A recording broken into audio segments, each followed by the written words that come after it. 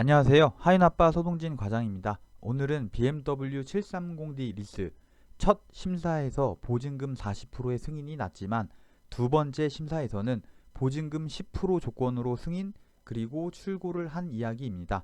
초기 비용을 무려 30% 삭감한 조건도 중요하지만 더 중요한 건 리스료입니다. 어떤 조건으로 출고하셨는지 자세히 다뤄볼게요. 오늘 영상의 주인공이신 대표님은 하윤아빠를 통해서 K7 장기렌트, 스타렉스, 제네시스 GV80 세대를 진행해 주셨던 재구매 고객님입니다. 그리고 한 대 더 BMW 730D까지 총 4대를 출고하셨는데요. 오늘 영상은 차량 배정 시점부터 시작되는 이야기입니다. 차가 배정되면 바로 이제 진행하는 게 아니라 이제 견적을 받아보고 대표님이 OK를 해야 진행하는 게 맞는 거죠. 대표님께 두 가지 견적서를 드렸고요. 진행하실 견적서를 선택받았어요. 자, 근데 이제 대표님이 요청하신 견적 세팅은 고장가 리스였거든요. 자, 잠시 고장가 리스 설명 한번 해드릴게요. 고장가는 높은 잔존 가치를 말합니다. 잔존 가치는 계약 기간이 종료되고 인수할 때 납부하는 금액인데요. 반납하면 지불하지 않아도 되는 금액입니다. 잔존 가치를 어떻게 설정하느냐에 따라 리스료는 다르게 산출되는데요. 잔존 가치를 높게 잡으면 리스료는 내려갑니다. 낮아져요. 인수까지 이자는 근데 많아집니다. 리스료는 적은데 주로 이 세팅은 반납하실 분들이 낮은 리스료를 원할 때 이제 주로 많이 하시고요. 잔존 가치를 낮게 잡으면 리스료는 높게 나오지만 인수까지 이자는 더 줄어듭니다. 주로 이제 이자에 민감하고 인수를 하실 분들이 많이 합니다. 리스료와 이자가 어떻게 다른지 예시 견적을 통해 한번 보여드릴게요. 견적 조건은 다 똑같은데 잔존 가치만 다릅니다. 왼쪽은 잔존 가치 30%, 원리스료는 178만 3,400원, 오른쪽은 잔존 가치 49%, 고장가, 원리스료는 147만 7,400원입니다. 왼쪽은 인수할 때 유리하고 오른쪽은 반납할 때 유리합니다. 두 견적을 인수하는 전제로 총 금액을 계산해보면 숫자로 이유를 알 수 있는데요.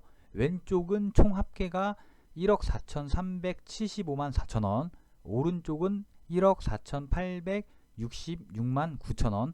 계산해보면 확실한 이제 이자 차이 이제 보시겠죠. 자, 결론이에요. 장가를 30% 잡으면 잔존 가치를 49% 잡은 견적보다 인수까지 한 달에 30만 6천원은 더 냅니다. 근데 이제 총 낸 돈을 계산해보면 오히려 491만 5천원 더 저렴합니다. 그래서 이제 인수를 하시는 분들은 총 금액을 보시면 되고요. 반납을 하시는 분들은 월 리스료만 보시면 됩니다. 자, 그럼 고장가 리스는 어떤 분들한테 유리할까? 자, 첫 번째, 주행거리가 많습니다. 인수해서 팔아도 좋은 중고차 가격을 기대하기 어렵다. 자, 이럴 때 매우 유용하고요. 두 번째, 애초에 소유 목적이 없습니다. 매번 신차로 바꾸면서 이왕이면 세금을 덜 내는 거, 비용 처리하는 거죠. 자, 정리하면 리스의 궁극적인 목표는 명의 안 잡히는데 세금 덜 내고 비용 처리하고 그러면서 신차를 운행하는 것, 이것이 리스 활용을 잘하는 방법이에요. 자, 하지만 리스한다고 무조건 비용 처리가 되지 않습니다. 뭐 영업사원들 중에는 비용 처리 다 된다 뭐 이렇게 하는 경우 있는데 이건 절대 그렇지 않고요. 세무사분 스타일에 따라 비용 처리가 되는 분들도 있고 안 되는 경우도 있어요. 그래서 리스는 진행할 때 영업사원한테 리스할까요 할부할까요 물어보는 게 아니라 담당하는 세무사분과 상담하는 게 가장 현명합니다. 대표님께 배정 소식을 안내해드리고 요청하신 견적서를 드렸습니다. 그리고 제가 드린 견적서 중에서 원하시는 견적 선택하셔서 심사를 진행했는데요. 생각지 못한 변수가 발생됐습니다. 저는 사실 대표님 심사 그냥 무난히 통과되실 줄 알았고 재고를 어떻게 구해야 되나 이거를 최우선으로 생각했는데 재고는 운 좋게 빨리 구했으나 심사에서 문제가 생겼습니다. 대표님은 초기 비용 10% 조건으로 진행을 원하셨는데 실제 심사에서는 초기 비용 40%를 내야 진행이 가능하다 이렇게 결과를 받았죠. 저는 대표님께 2차 심사를 제안했습니다. 심사 진행할 견적을 드렸고 대표님께 동의를 구했습니다. 자동차는 눈먼 돈이 참 많습니다. 하윤아빠의 리스 심사 실전 팁 안내해드립니다. 내가 원하는 초기 비용으로 승인이 중요하지만 생각했던 이상 비싼 금액으로 승인이 나면 이건 승인이라고 볼 수 없습니다. 비싸니까 진행이 안 됩니다. 당연히 심사조차 다시 볼 필요 없고요. 심사는 나의 개인정보, 시용정보를 조회하는 것으로 많이 하면 할수록 점수가 낮아지죠. 안 좋은 거죠. 승인이 중요하지만 2차 심사를 진행하실 분들은 꼭 영업 담당자를 통해서 어떤 견적으로 심사를 볼 건지 말이 아니라 견적으로 정확히 안내를 받으셔야 합니다. 대표님께 하윤아빠는 2차 심사 견적서를 미리 안내 드리고 동의를 구한 다음에 심사를 진행했습니다. 그리고 2차 심사는 보증금 10% 조건으로 대표님이 원하시는 조건으로 승인을 받았고요. 그리고 계약서 작성, 출고를 완료하였습니다. 오늘 영상에 핵심 내용이 있습니다. 두 번째 심사를 진행한 것, 이게 정말 중요한데요. 1차 부결, 2차 부결 이렇게 심사가 진행되다 보면 영업사원들이 승인을 핑계로 수수료를 과하게 넣는 경우가 상당히 많은데요. 뭐 다 그런 건 아니죠. 정말 성실하게 하는 분들도 되게 많습니다. 자, 영업사원이 수수료를 많이 넣으면 비싸면 안 하면 되지 이렇게 생각하실 수 있는데 막상 당사자가 되어 보면 이게 정말 쉽지 않습니다. 실제 일어나는 예시를 통해서 제가 설명 한번 드려볼게요. 첫 단계 비교 견적을 합니다. 데이터를 수집하는 거죠. 그 중에서 가장 저렴한 견적을 준 사람을 찾게 됩니다. 그리고 계약금을 넣고 시간을 투자하게 됩니다. 출고까지 이제 기다리는 거죠. 자, 여기서 시간을 투자하는 거, 기다리는 거. 자, 요게 마음을 주진 않지만 마음까지 주진 않지만 내가 비교했던 데이터가 틀림없이 확실하다. 이것을 강하게 만드는 요소로 작용을 합니다. 이제 심리적으로 이렇게 변하죠. 자, 그리고 기다리고 기다리던 나의 차가 드디어 배정이 됩니다.